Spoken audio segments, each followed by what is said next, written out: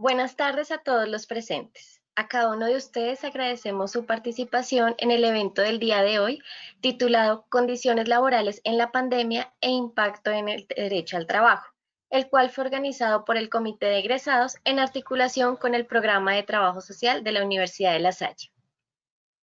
Hoy contamos con la presencia del trabajador social Ricardo Plazas Neiza, magíster en Servicio Social de la Universidad Federal de Río de Janeiro. Actualmente es docente universitario y miembro del colectivo Trabajo Social Crítico y la Asociación de Egresados de Trabajo Social de Bogotá y la región AEXBO. También nos acompaña el día de hoy Miguel Rincón, trabajador social de la Universidad de La Salle, candidato a magíster en Trabajo Social de la Universidad Nacional de La Plata. Es funcionario del Instituto Colombiano de Bienestar Familiar y miembro de Sintrabiestar. Ellos, Ricardo Plazas y Miguel Rincón, nos darán a conocer los principales elementos a tener en cuenta al hablar de las condiciones laborales durante la emergencia del COVID-19 y las medidas de distanciamiento desde el trabajo social. Por último, me complace invitarlos a los próximos eventos que se van a desarrollar por parte del Comité de Egresados, los cuales son: el 30 de septiembre se llevará a cabo el evento de procesos de atención a población migrante y el 20 de octubre, Humanismo Digital e Intervención Social, que se desarrollará en el marco de la celebración del Día del Trabajador Social. En la página de la universidad y las redes sociales se les compartirá el link de inscripción. Muchas gracias a todos y deseamos que este espacio sea muy enriquecedor para todos ustedes. Bienvenidos.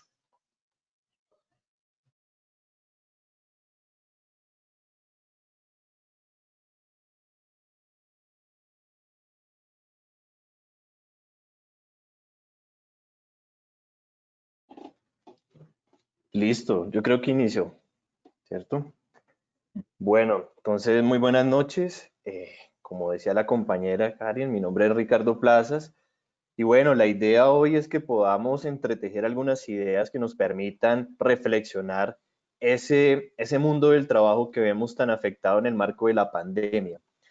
Pero digamos que para poder profundizar ese fenómeno específico y concreto que es el mundo del trabajo en el marco del COVID, ¿cierto? De la pandemia, vamos a tener que sustraernos un poquitico en la historia para poder entender ese fenómeno en su proceso y en su desarrollo, particularmente en el marco de un tipo de sociedad en el que estamos inmersos y en el cual pues el trabajo asalariado toma un protagonismo importante, ¿no? Y es la sociedad capitalista.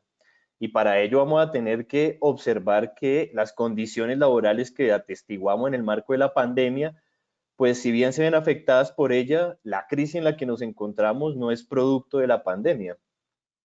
Ya viene una crisis acumulada allí que con la pandemia se va a agudizar, pero veremos allí que digamos, los fenómenos tienen una conexidad que creo importante tenemos que encontrar y que tenemos que analizar allí para tener una visión de totalidad del fenómeno que vamos a analizar. En particular, yo quisiera retomar una categoría que desarrolla Carlos Marx en El Capital, que es la de reproducción ampliada del capital, porque eso nos va a permitir entender en qué proceso histórico, en qué marco histórico nos encontramos en este momento del desarrollo del modo de producción capitalista y la crisis que atestiguamos y por tanto las contradicciones que vamos a vivenciar en el mundo del trabajo.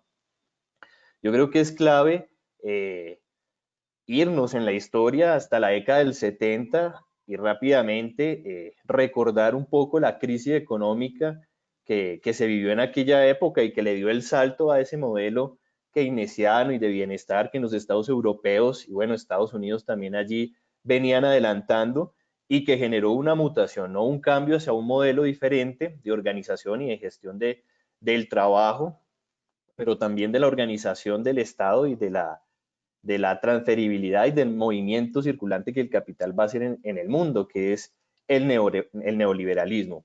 Parte de esa crisis y las crisis subsiguientes que vamos a tener económicas van a estar ancladas a ese concepto de reproducción amplia del capital.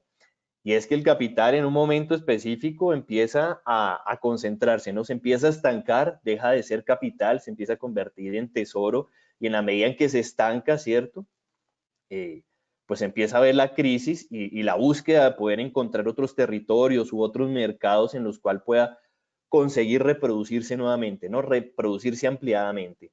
Y desde los 70 con el neoliberalismo, pues lo que vamos a empezar a atestiguar es precisamente esa necesidad urgente y rápidamente el capital va a empezar a buscar ese proceso de expansión que va a estar de crisis en crisis, porque lo que se viene analizando, lo que analizan los economistas, es que hay una caída tendencial de la tasa de ganancia, ¿cierto? Y hasta el momento no ha podido recuperarse. Lo que encontramos es que cada vez hay una crisis mayor que intenta subsanarse o aliviarse en la medida en que se van formulando e implementando políticas de corte neoliberal.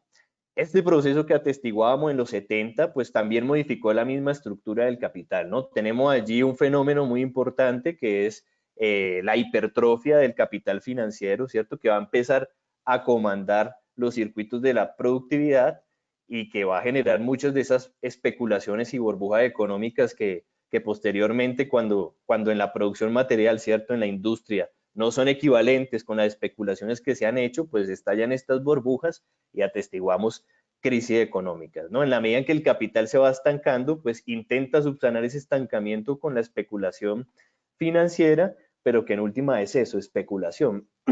Y lo que vamos viendo entonces es que el capital se va quedando encerrado, se va quedando allí encerrado en el mismo globo, ya no tiene la misma capacidad de expandirse como la que tenía a finales del siglo XIX o inicios del siglo XX, sino que ahora necesita casi que generar eso de la destrucción creativa que nos dice David Harvey, en términos de que como no tiene más territorio para donde expandirse, pues busca poder destruir los territorios para recrearse allí mismo.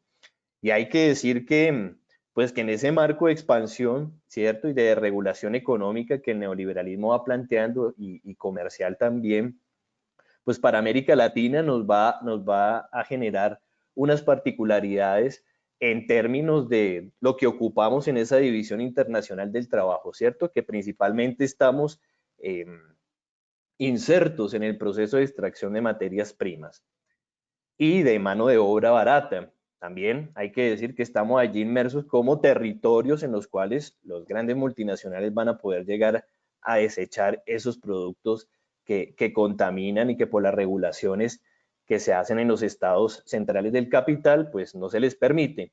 Y en los países periféricos del capital, como en América Latina, y Colombia será un ejemplo de ello, pues con una élite gobernante que no tiene proyecto de nación, sino que está aliada directamente con estos capitales internacionales, pues lo que se concibe allí es que nuestro territorio empieza a ser un objeto codiciado en términos de poder desechar allí esos materiales, ¿cierto? Y de poder vender los territorios para la extracción de materias primas, etcétera. Hay que decir que esta crisis económica que va a intentarse subsanar con el neoliberalismo, ¿cierto? Va a empezar ya en sentido estricto en América Latina hacia finales de los años 80, ¿cierto? E inicios de los 90, cuando el consenso de Washington, pues determina cuál va a ser el recetario para los países, ¿cierto? En una clara y franca vulnerabilidad de las soberanías de los estados-nación de América Latina. La política económica, la política social, la política de Estado en general, pues va a estar determinada por los intereses del capital internacional, de los grandes monopolios, principalmente dirigidos a partir del consenso que se hace en Washington y que posteriormente será estos grandes entes internacionales como el Fondo Monetario Internacional, el Banco Mundial, la OCDE, etcétera, quienes irán administrando y dirigiendo cuáles son los recetarios que hay que ir actualizando.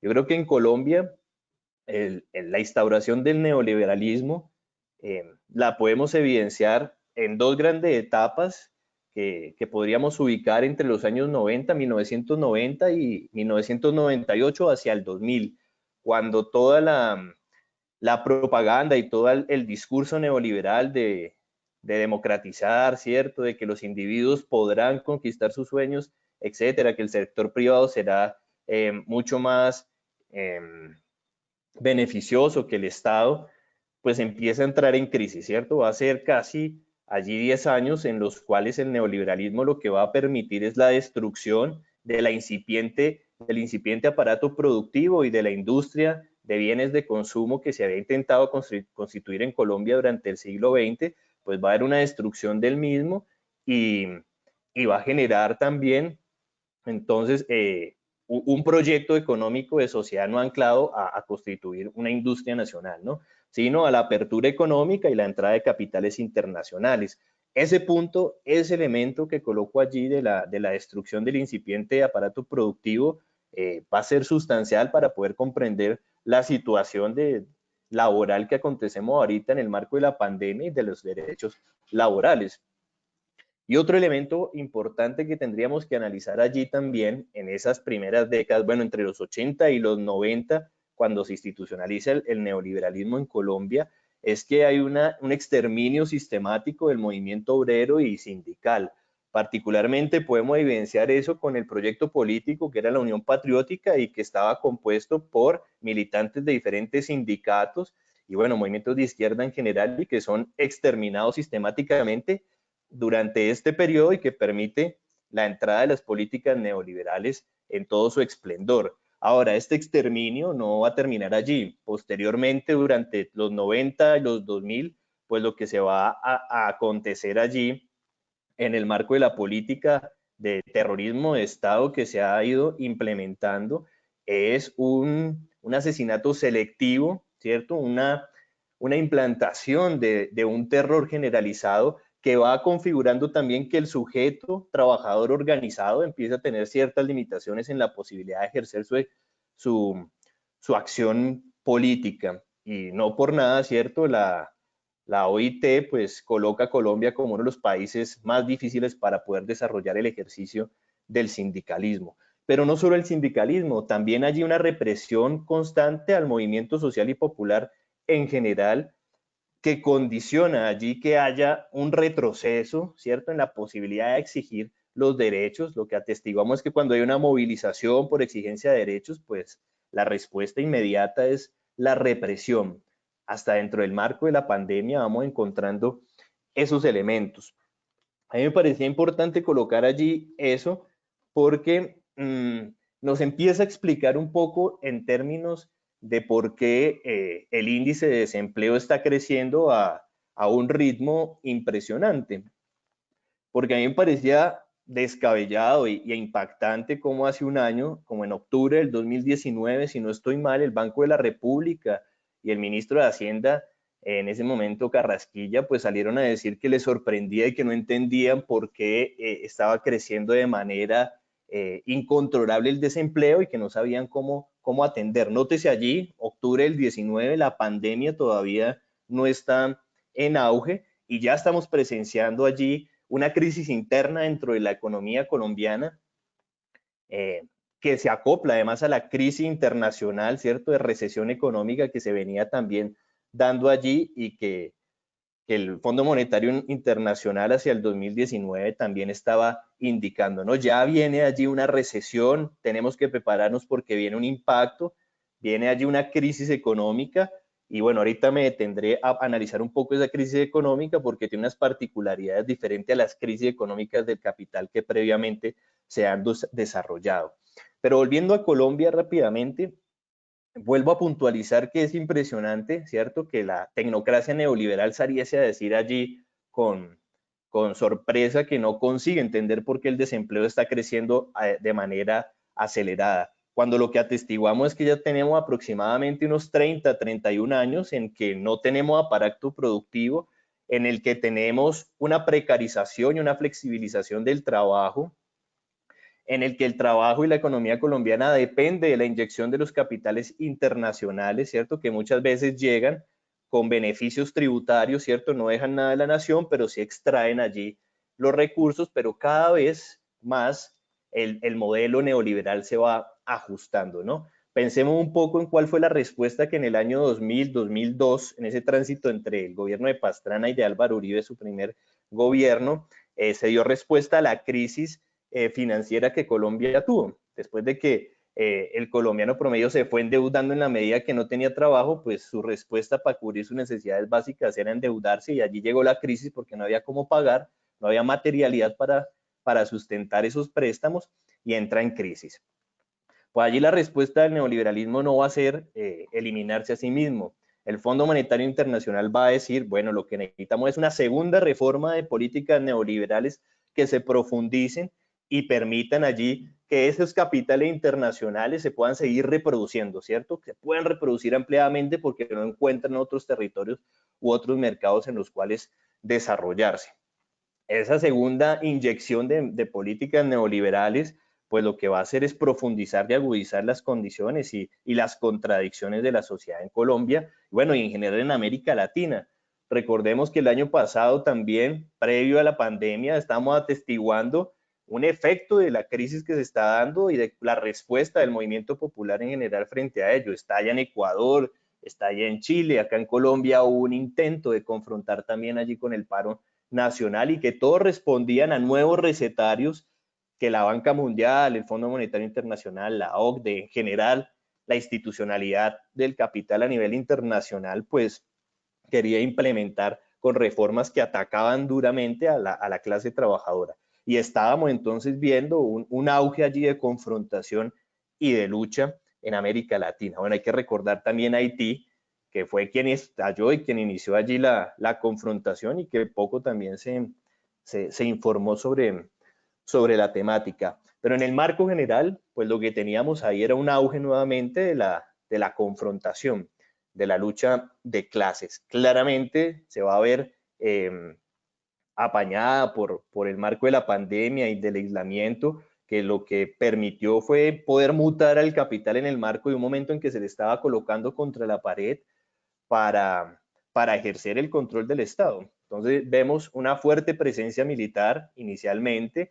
Vamos a ver allí que los estados, y acá en Colombia, por ejemplo, el estado en cabeza del gobierno va a empezar a sacar decretos, ¿cierto? Por sí mismos, por ejemplo, el decreto 811 en el que el estado casi que se autohabilita para poder ir haciendo reformas e ir vendiendo las empresas públicas que van quedando, ¿no? Para ofertarlas allí al capital internacional y que va a desembocar en la huelga que la USO va a ir desarrollando, ¿cierto? En el marco de la pandemia.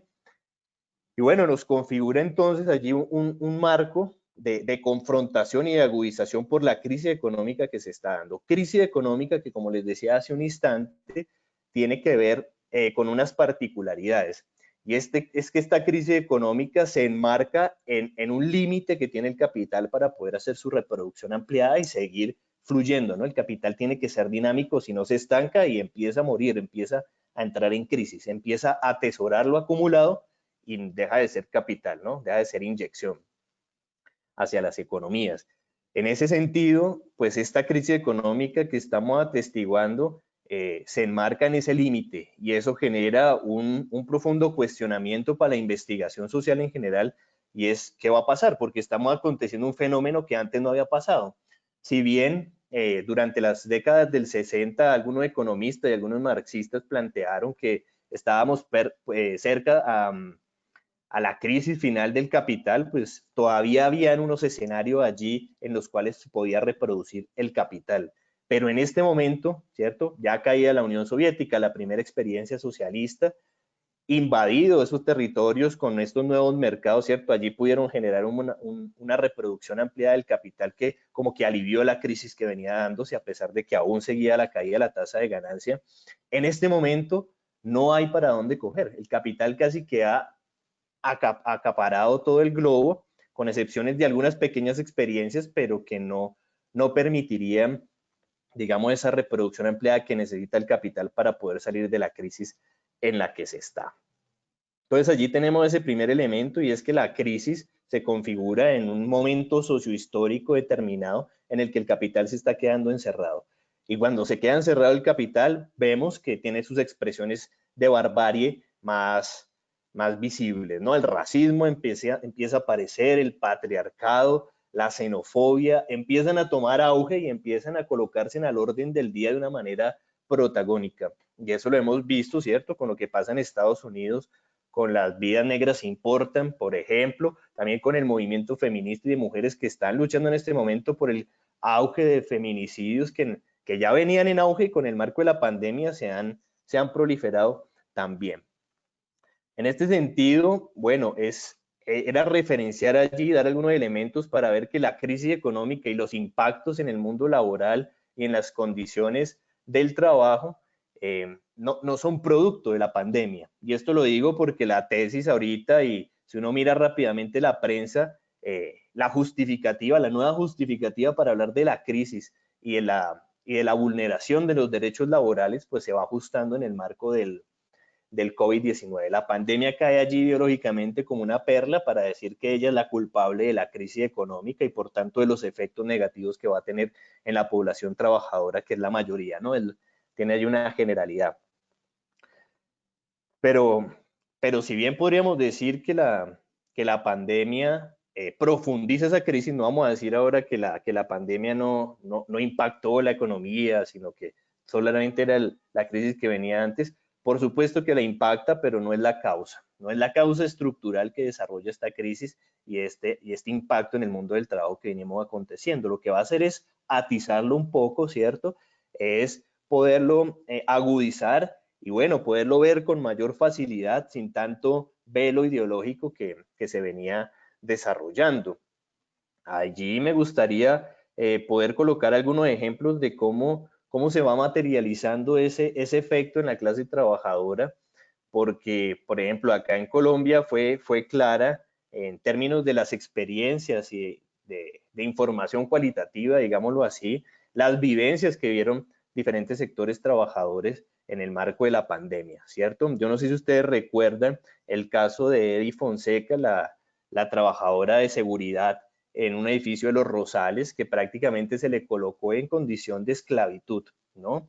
Y allí pareciera que fuese un caso aislado, pero vimos que había una sistematicidad en varios lugares que ante la coyuntura de la pandemia, la actitud del capital en general fue ese clasismo, ¿no? Ese elitismo en términos de que vamos a controlar al trabajador como si fuese una pieza de nuestra propiedad.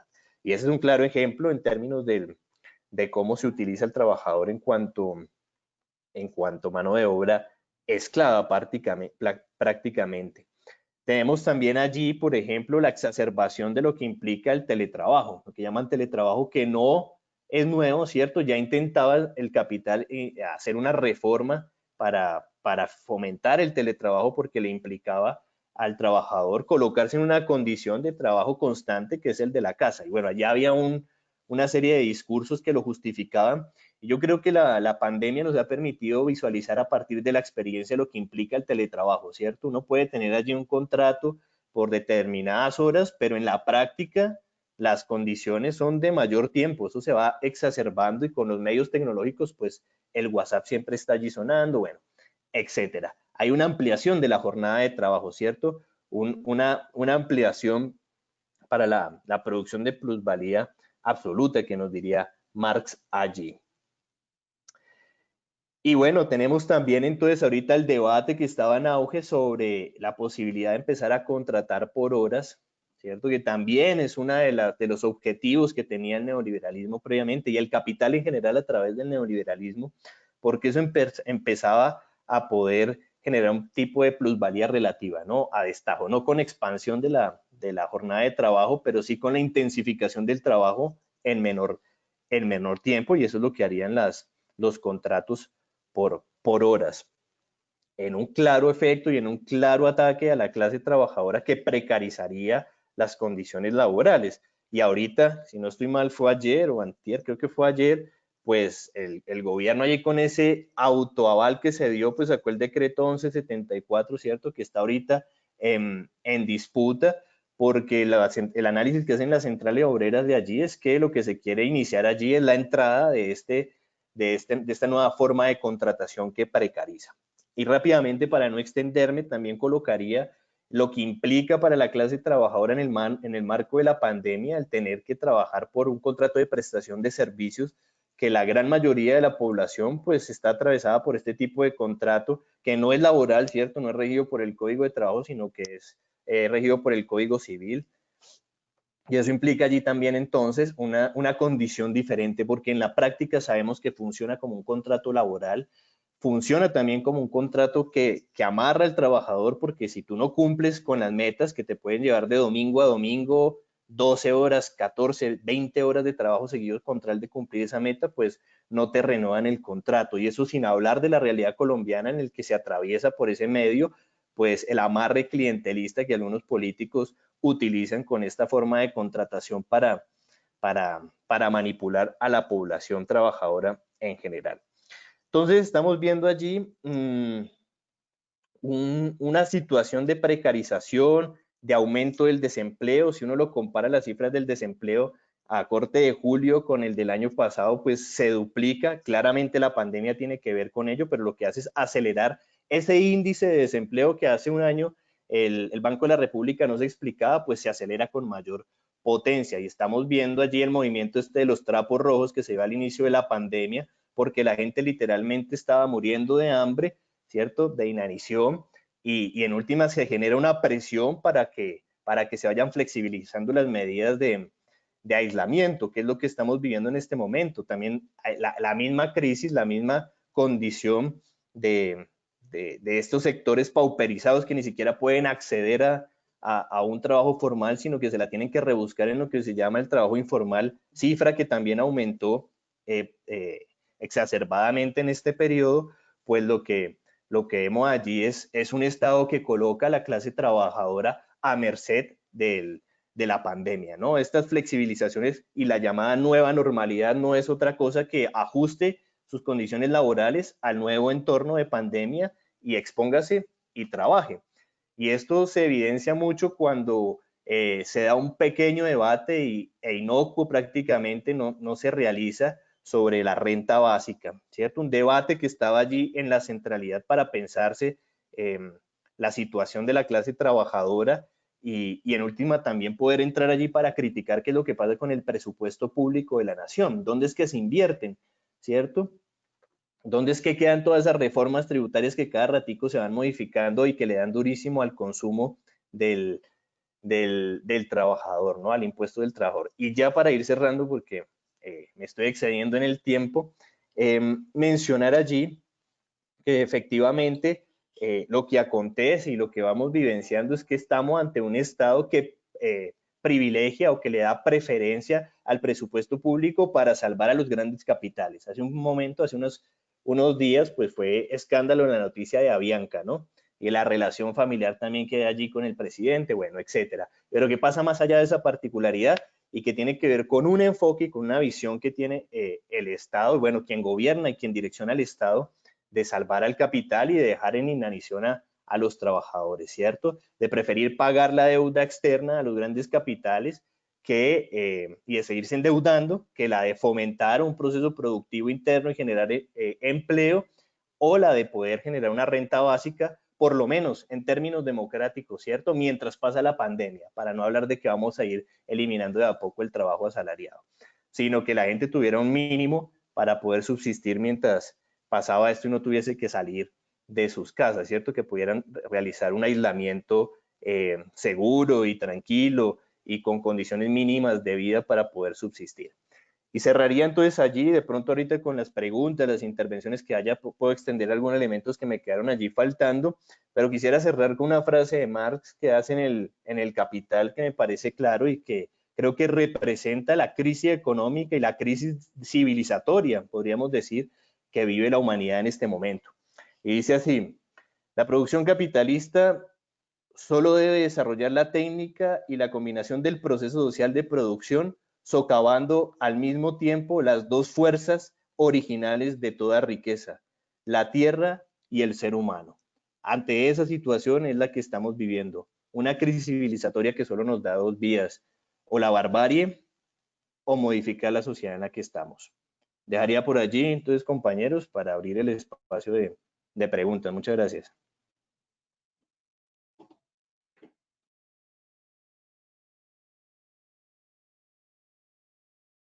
Bueno, muy buenas noches. Primero de antemano agradecerle a Ricardo por acompañarnos en el espacio de hoy, que es un espacio que se vino construyendo con las y con los compañeros del Comité de Egresados de Trabajo Social de la Universidad de La Salle. Una invitación que fue de igual manera amplia para distintas profesiones. Es un esfuerzo organizativo, preocupados por distintos temas que nos atañen tanto a la profesión como a los contextos en los que nos encontramos inmersos trabajando o algunos no trabajando en el desempleo o en el rebusque o en otras actividades diferentes a nuestra profesión, porque vale la pena señalar que muchas y muchos profesionales no logran desarrollar su profesión, ni emplearse, ni vincularse laboralmente en su profesión, e infortunadamente esta es una realidad. El desempleo profesional también es una realidad de este contexto que, como bien señaló Ricardo, no inicia ni empieza con la pandemia, evidentemente se agudiza con la pandemia, pero es un contexto de precarización laboral, de flexibilización laboral y de tercerización laboral en el que el país ya lleva por lo menos 30 años agudizando cada vez más las condiciones laborales. Yo no quisiera llenar de muchos datos, pero sí es importante tener en cuenta algunas cosas.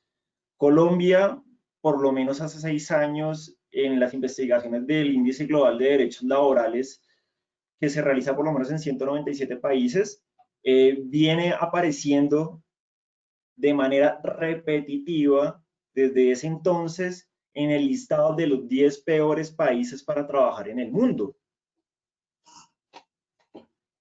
O sea, no es un tema nuevo. Entre otras cosas, si uno mira con detalle esos informes, son informes bastante rigurosos. O sea, ellos tienen 97 indicadores, 5 subgrupos en donde los dividen y van mirando cuáles son las condiciones laborales del país. Una de las primeras dificultades de los trabajadores en Colombia es que no tienen derecho a agremiarse. Si uno preguntase al conjunto de las y los compañeros de los trabajadores, casi que encontrar un trabajador sindicalizado o sindicalizar, eso es casi como para echar lotería, o sea, casi como para celebrar. Esa es una primera dificultad, que los trabajadores no tengan capacidad de organizarse y exigir condiciones. Pero hay otra dificultad también muy grave, que es precisamente producto de algo que explicó Ricardo y que mencionó, y es que el país ha venido renunciando a tener trabajos dignos, formales y con vínculos laborales directos. Entonces, digamos, las cifras optimistas del DANE, que solo reflejan una parte de la realidad laboral, una pequeña muestra de eso, ¿se ve ahí? Perdón, creo que tuve un inconveniente.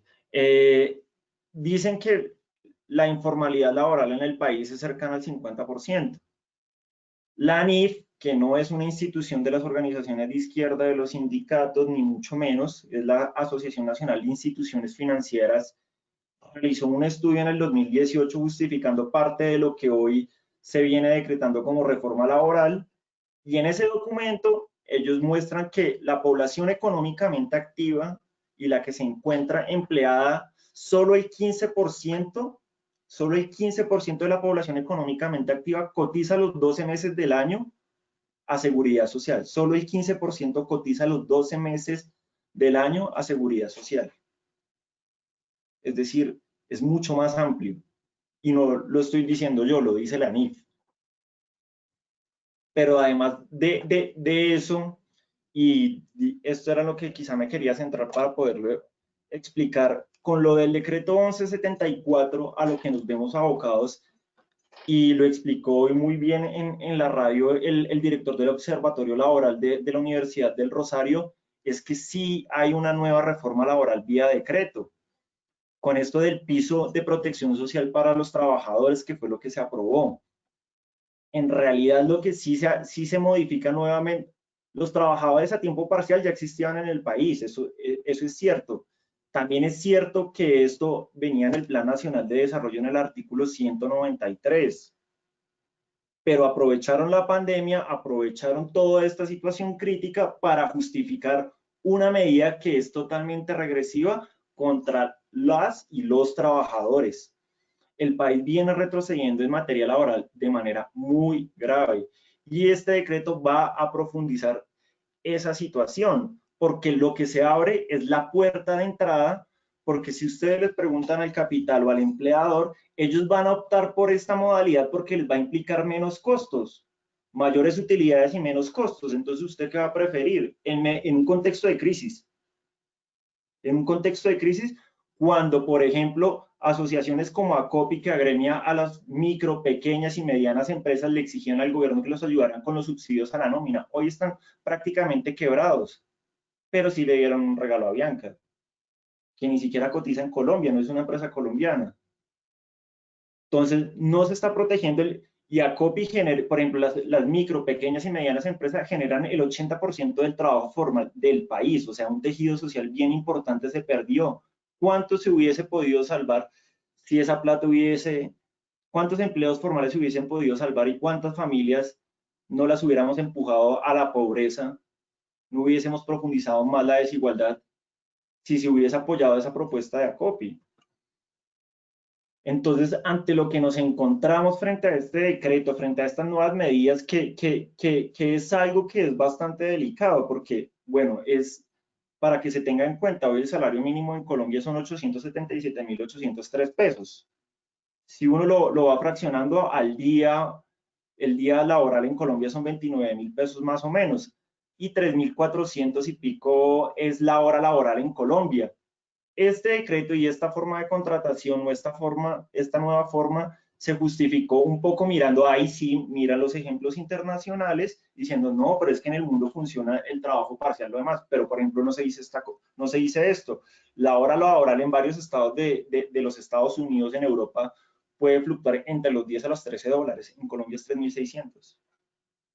No hay punto ni siquiera de comparación, pero además ellos lo hacen amparados en una recomendación de la OIT, que es la 202, pero interpretando de manera equivocada el convenio 102 de seguridad social de la OIT, porque lo que dice este convenio es que es cómo los trabajadores pueden acceder paulatinamente a seguridad social, no cómo, porque este decreto es para un tipo de subsidio de manera asistencial que no permite movilidad social, sino que los va a condenar a este tipo de condiciones, sobre todo porque una de las promesas durante estos últimos 30 años ha sido que a mayor flexibilización y mayor tercerización iba a haber mayor empleo. Y eso nunca pasó. Nunca se crearon los empleos que se prometieron cuando, por ejemplo, se impuso la ley 789 del 2002. Entonces, todo esto para decir que es un contexto bien complejo, que es un contexto difícil, que quizá los hechos y las noticias que se nos presentan hoy parecen caóticas, pero no podemos quedarnos quietos frente a esto. La realidad laboral va a ser aún más compleja, no solo para nosotros, sino para los que vienen, para las nuevas generaciones de egresados y egresadas. Van a encontrar un panorama laboral bastante complejo, bastante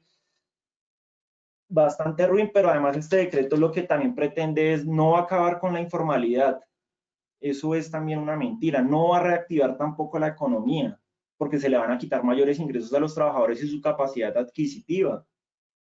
Entonces, esto es bien complejo. Yo solo quisiera cerrar con algo, porque a propósito de esto me puse a revisar y Eduardo Galeano, quizá en una de sus charlas, en una de las entrevistas, mencionaba, dice, los derechos de los trabajadores, un tema para arqueólogos, y solo va a referir este párrafo: el mundo al revés. La libertad oprime. La libertad del dinero exige trabajadores presos de la cárcel del miedo, que es la más cárcel de todas las cárceles. El dios del mercado amenaza y castiga, y bien lo sabe cualquier trabajador, en cualquier lugar. El miedo al desempleo, que sirve a los empleadores para reducir sus costes de mano de obra y multiplicar la productividad, es hoy por hoy la fuente de angustia más universal. ¿Quién está a salvo del pánico de ser arrojado a las largas colas de los que buscan trabajo? ¿Quién no teme convertirse en un obstáculo interno, para decirlo con las palabras del presidente de la Coca-Cola, que hace 1 año y medio explicó el despido de miles de trabajadores diciendo que hemos eliminado obstáculos internos? Y en tren de preguntas, la última: ante la globalización del dinero que divide al mundo en domadores y domados, ¿se podrá internacionalizar la lucha por la dignidad del trabajo? Menudo desafío.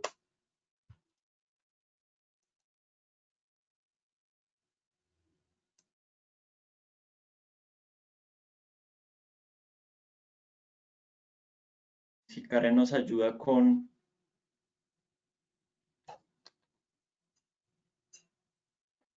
Bueno, muchísimas gracias a los dos por las intervenciones que realizaron el día de hoy.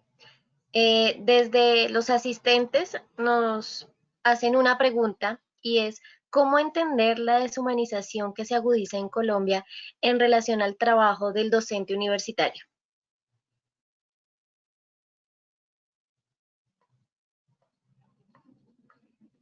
Bueno, Karen.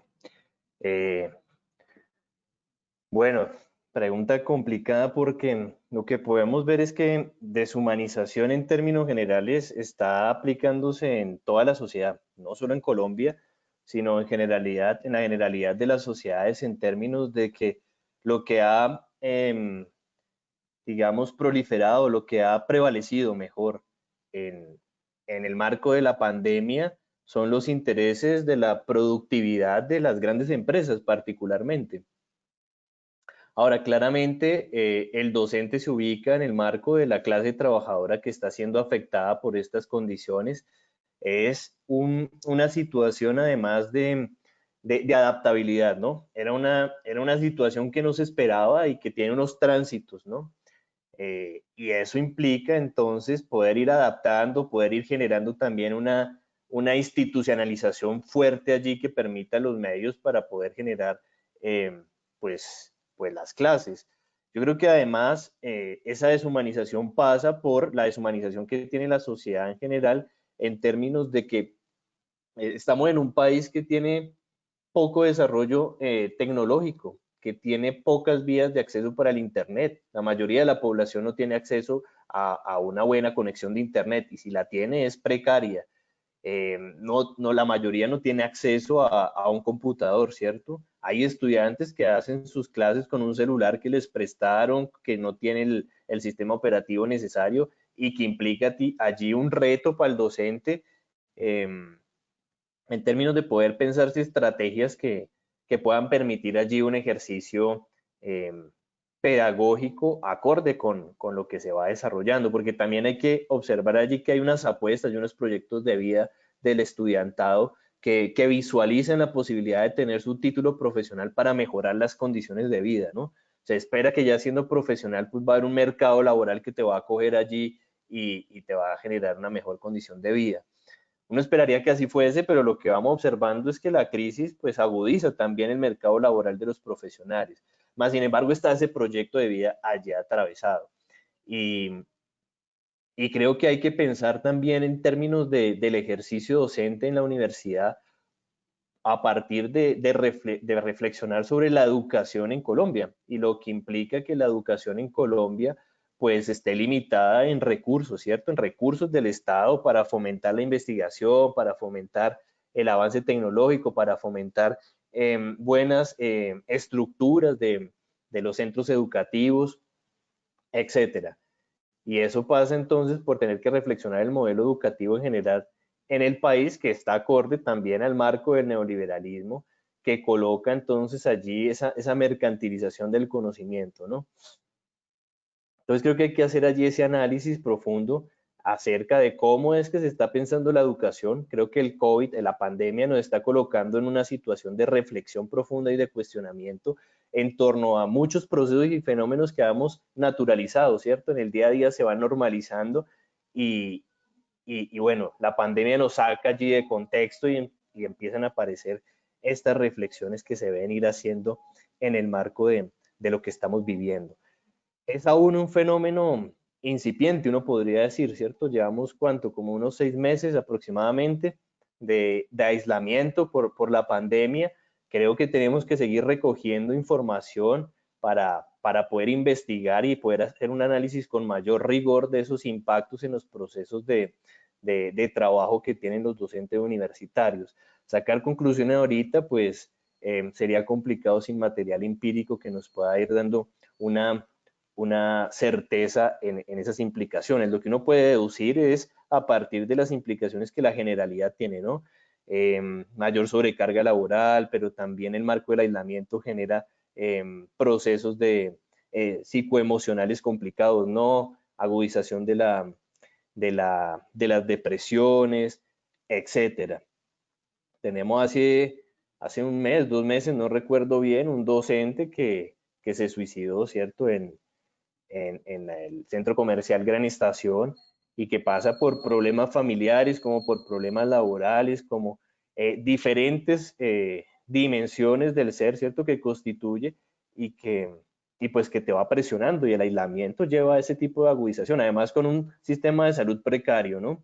Que la asistencia psicoemocional no pasa allí por la prevención, sino ya cuando el síntoma está eh, desarrollado, y eso, si es que te atienden. Entonces creo que pasa por esos diferentes factores que tenemos que ir masticando de a poco en la medida que podamos ir investigando esos vectores y factores que el COVID nos está colocando hoy en día. Creo que ahorita un papel clave que tienen las universidades y se están desarrollando también con los docentes es empezar a investigar diferentes fenómenos sociales en el marco de la pandemia.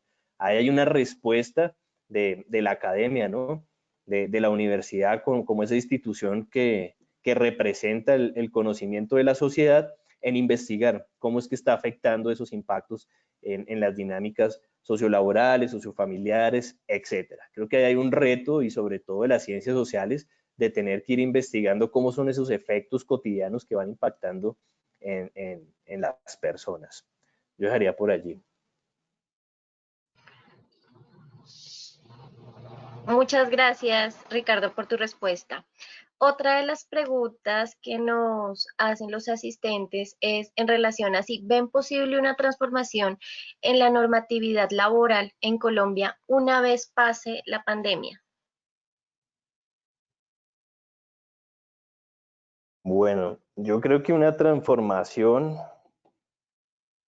estaría sujeta a la posibilidad también del desarrollo y de la organización del movimiento obrero sindical en apoyo con el movimiento popular en general, ¿no? Que podamos ayer hacer una confluencia de unidad desde los diferentes sectores sociales que hacen parte de la clase trabajadora, ¿cierto? Ya sea desde el sindicato, desde el movimiento campesino, estudiantil, etcétera, que permita hacer una respuesta, una confrontación a estas contrarreformas que ha venido implementando el Estado. Yo en este momento la lectura que tengo, pero habría que ver cómo se va desarrollando los acontecimientos en el transcurso de lo que queda de este año.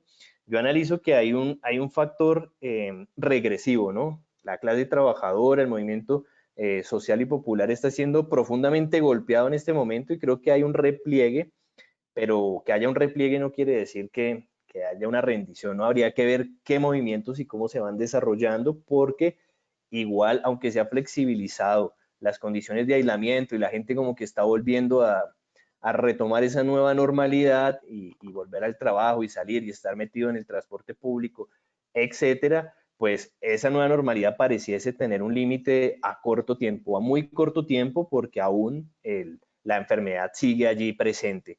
Y eso va a implicar un rebrote posteriormente que nos va a llevar a una nueva crisis, ya a repensarnos nuevamente ese aislamiento, y allí entonces se va a volver a agudizar nuevamente, ¿cierto? Ahorita lo que está dando es un respirito para que la gente tenga mínimas condiciones para volver otra vez a reactivar algo de su precaria economía, pero en las condiciones en las que está Colombia, en las que está la pandemia, pues en este momento eso va a ser a muy corto plazo y va a volver una agudización nuevamente cuando el aislamiento se tenga que decretar, o va a haber aquí una mortandad tremenda.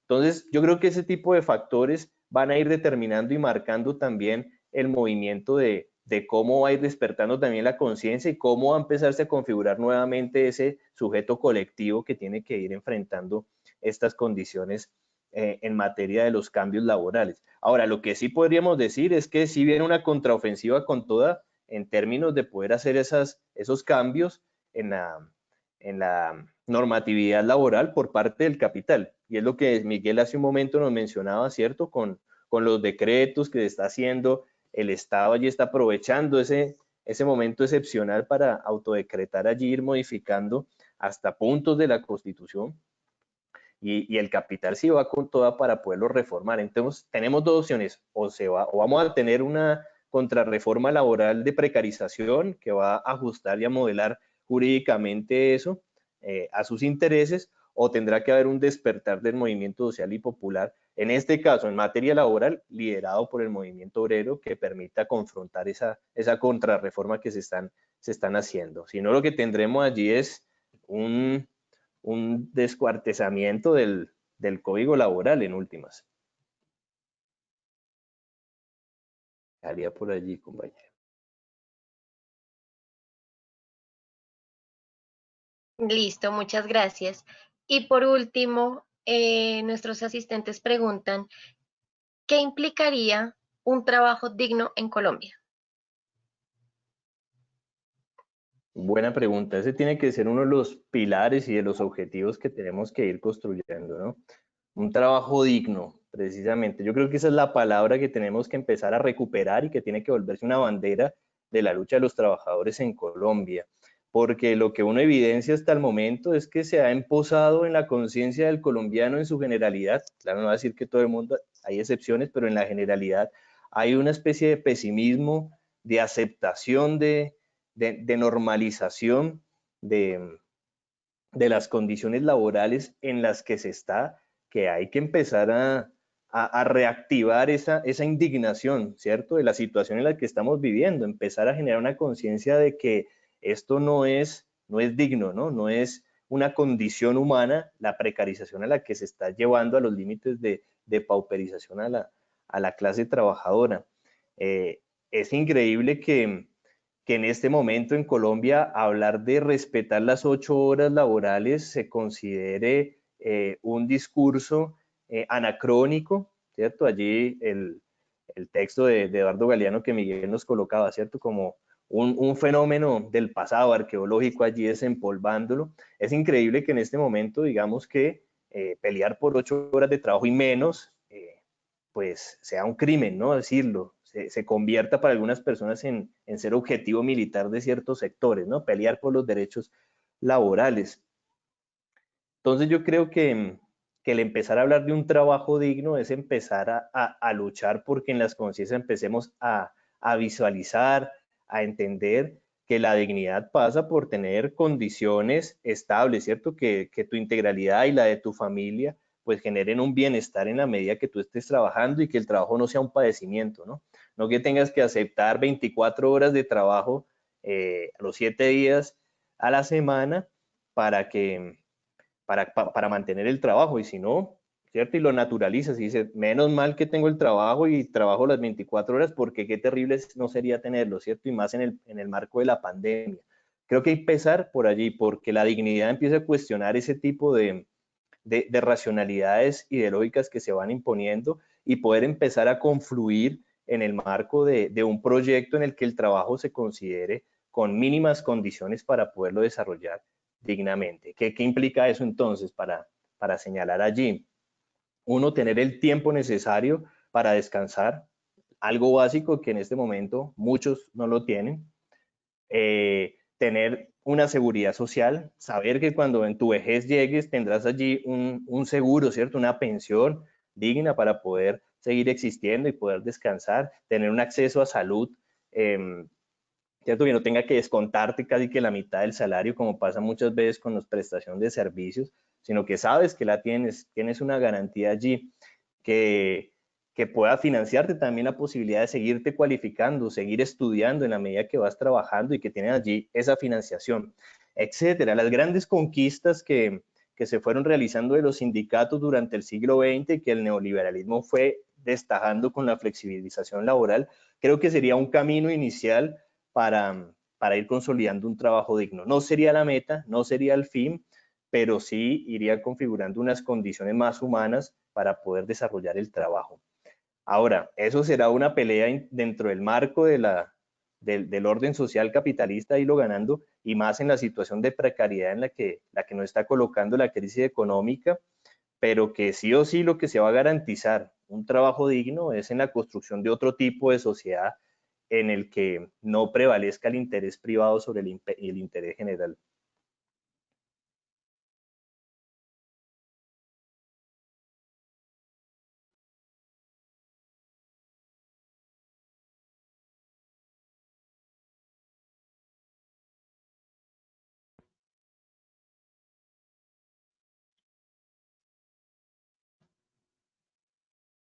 Listo. Bueno, de antemano, pues nuevamente agradecerle a Ricardo por su participación, pues por también darnos un contexto, grosso modo. Sabemos que es un tema bastante amplio que precisaría de prácticamente de un semestre o de mucho más para poderlo abordar con el detalle que se precisa, porque son muchos elementos lo que tiene esto para comprender las complejidades del mundo laboral. Pero pues digamos con este contexto que nos da, con esto nos aporta también herramientas pues para entender también esta dinámica del contexto actual en el cual nos encontramos en el marco de una pandemia. Decir que también es cierto que no, las formas como Colombia ha optado para responder frente a la crisis y como frente a una crisis tan aguda como esta no son las únicas. Es más, está probado que las fórmulas que está intentando Colombia en materia laboral y social han fracasado. Tan es cierto que el ejemplo de vender y el ejemplo de comprar que Chile sigue en una hecatombe social y estamos comprando prácticamente el mismo paquete que ya fracasó en Chile. Hoy ya no se puede decir que Chile es el ejemplo a seguir de América Latina como por mucho tiempo se nos dijo que era el ejemplo y la meta a seguir porque allá están las condiciones y porque es así, y ya vemos en lo que está hoy Chile en pleno proceso de un cambio ya agotado de unas condiciones bastante complejas. Yo cerraría con esto. Dice, una enfermedad llamada trabajo. En 1714 murió Bernardino Ramazzini. Él era un médico raro, un médico rarísimo, que empezaba preguntando, ¿en qué trabaja usted? A nadie se le había ocurrido que eso podía tener alguna importancia. Su experiencia le permitió escribir el primer tratado de medicina del trabajo, donde describió una por una las enfermedades frecuentes en más de 50 oficios y comprobó que hay pocas esperanzas de curación para los obreros que comían hambre, sin sol y sin descanso, en talleres cerrados, irrespirables y mugrientos. Mientras Ramazzini moría en Padua, en Londres nacía Percival Pott.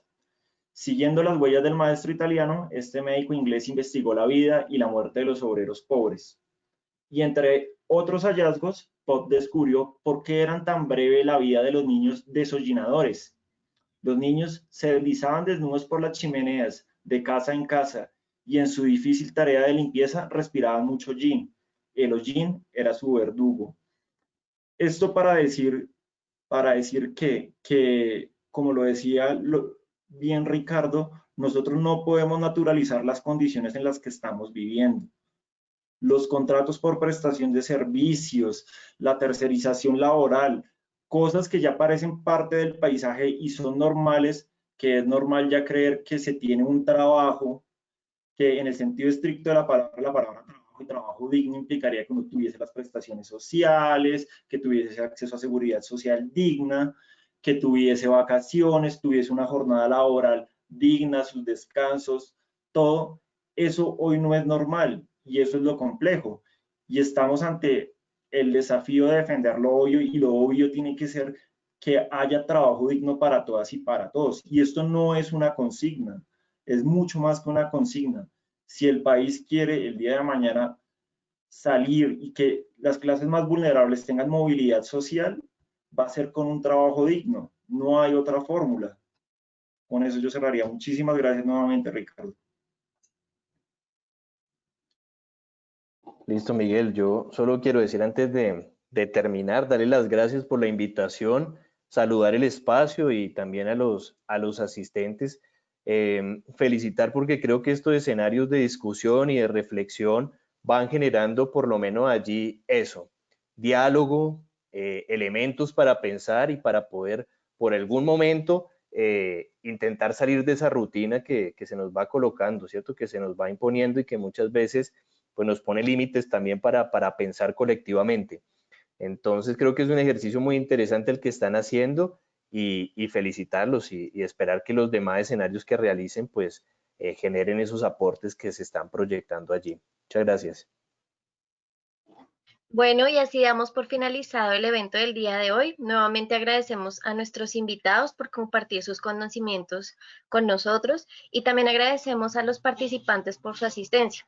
Esperamos que este haya sido un espacio de mucho agrado para ustedes y recuerden visitar la página de la universidad y las redes sociales para obtener la información de nuestros próximos eventos. 30 de septiembre, procesos de atención a población migrante, y 20 de octubre, humanismo digital, intervención social. Muchas gracias a todos.